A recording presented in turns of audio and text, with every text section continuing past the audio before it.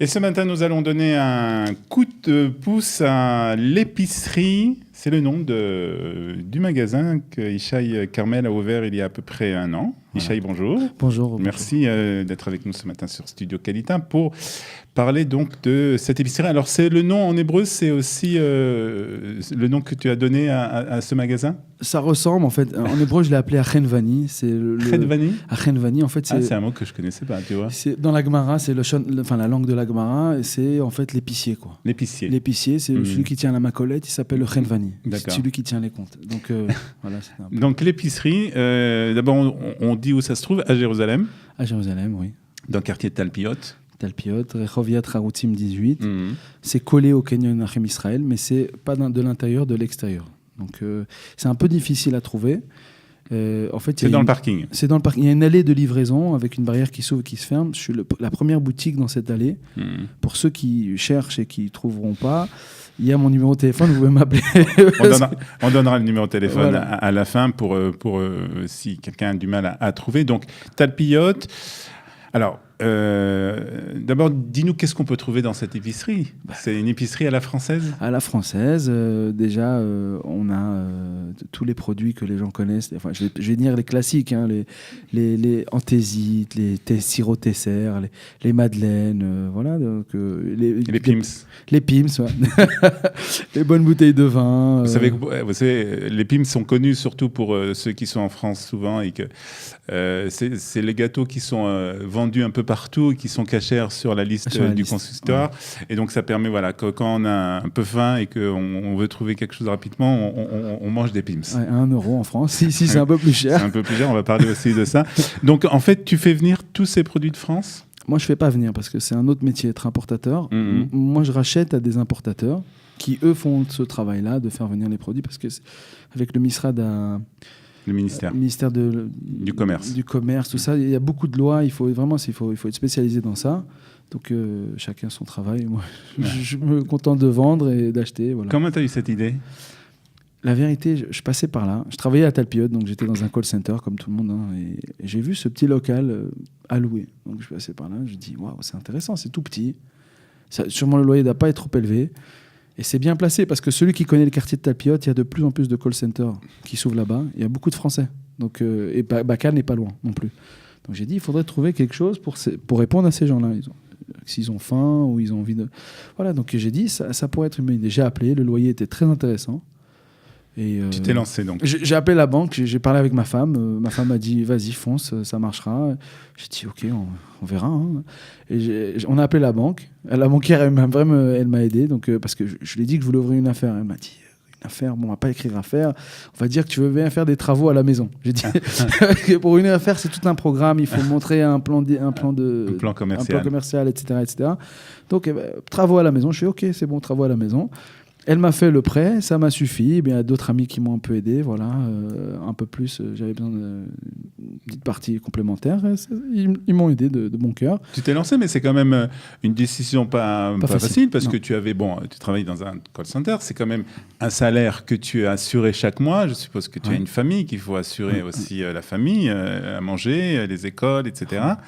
C'est une décision quand même assez courageuse. C'est une décision assez courageuse. Mais c'est aussi une décision où on est obligé de la prendre un moment ou un autre parce qu'on ne peut pas vivre de demande d'aide à ses parents ou ces choses-là. C'est un moment, il faut se dire, voilà, il faut aller de l'avant. Il faut aller de l'avant, il faut se taper en gage de, on va dire un peu. Alors, tu vois ce petit magasin, tout de suite tu te dis, on va faire quelque chose pour les Français. Ouais, enfin.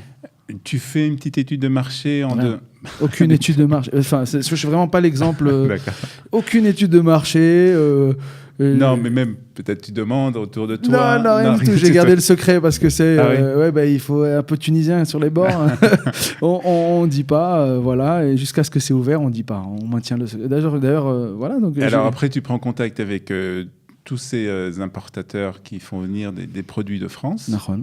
Et tu ouvres ton magasin. J'ouvre le magasin, il y a plein d'importateurs sur le marché. Je leur demande les infos, les produits qui phares. Bon, on apprend le métier au fur et à mesure aussi. Hein. Je ne suis pas épicier. C'est vrai que j'ai travaillé dans des boutiques chez mon oncle en Belgique. Il avait une chaîne de supermarchés. Donc la vente, ça me connaît un petit peu, ranger les rayonnages, mais la nourriture, c'est autre chose. Et donc, alors, tu dis quand même qu'il n'y a pas de... il y a quand même un peu de bureaucratie, il y a certaines normes qu'il faut respecter. Bien sûr. C'est pas trop difficile. Alors, c'est vrai que... il y a des normes à respecter. Tu es en Israël depuis longtemps déjà, mais c'est quand même une étape importante que lorsqu'on ne connaît pas, c'est quand même c'est difficile de faire face à ça. C'est difficile si on veut le voir difficile. C'est-à-dire que dans tous les pays, il y a des normes. Hein. Même qu'on soit en France ou en Belgique, il y a des comités d'hygiène, il y a des trucs. Je connais pas là-bas comment ça se passe, parce que j'étais enfant quand j'ai quitté, mais partout, il y a des normes. Quand on aille vivre en Guadeloupe, il y a des normes. Mais voilà, il ne faut pas faire de simple là. Il faut écouter ce qui demandent les organismes et voilà, se plier sans râler, se plier à ce qu'ils disent, et faire le... Même s'il faut rajouter un peu de sous, ben on le fait. Alors, tu proposes, bien entendu, tous les produits qu'on a cités, tous les produits qu'on connaissait en France et que des fois, on a envie de retrouver. Donc, c'est un moment comme ça de souvenirs, on va dire. Ben, généralement, c'est ça. De nostalgie, peut-être même. J'ai toujours ce souvenir. J'ai vécu à Los Angeles et là-bas, les Israéliens, parce qu'il y a beaucoup d'Israéliens là-bas, ils veulent le houmous. Ils vivent là-bas, hein. Ils sont à Los Angeles, côté du monde, ils veulent le houmous. Alors, je me suis questionné pourquoi ils veulent ce houmous. Parce qu'en fait, c'est le goût de leur enfance. C'est pareil, on a tous un goût. Il y en a, ils veulent les boules de coco. Chacun, il a le goût de son enfance, il veut se rappeler de temps en temps. Il y a quand même un produit phare, on va dire. Oui, il y a plusieurs. Déjà, la bourra, la boutargue, la bourra, la damprout, voilà. Ça, c'est un produit phare. Le saumon, les Français adorent le saumon. Ouais. Et puis bon, c'est des saumons qui viennent de France aussi. C'est des saumons qui viennent de Norvège. Il est fumé ici en Israël, mais il vient de Norvège. Donc voilà, c'est bien fait, c'est propre. Alors, tu proposes aussi, pour ceux qui, justement, tu parlais de ces fameux call centers qui se multiplient sur Talpiot, tu proposes aussi une solution pour les repas rapides, on va dire, de midi. Exactement, pour les repas rapides de midi, une solution, ils peuvent venir déguster un sandwich, voilà, avec... Charcuterie de France. Charcuterie. En fait, c'est ça aussi, il faudrait les inviter chez vous à votre studio. Avec plaisir. Je vous dirai le nom après, peut-être. En fait, c'est des charcutiers, ils faisaient ce travail-là en France, ils ont fait leur alia. D'accord. Et ici, ils ont ouvert une superbe entreprise et ça marche très bien, Baruch Hashem, et ils font de la bonne marchandise, de la bonne cam.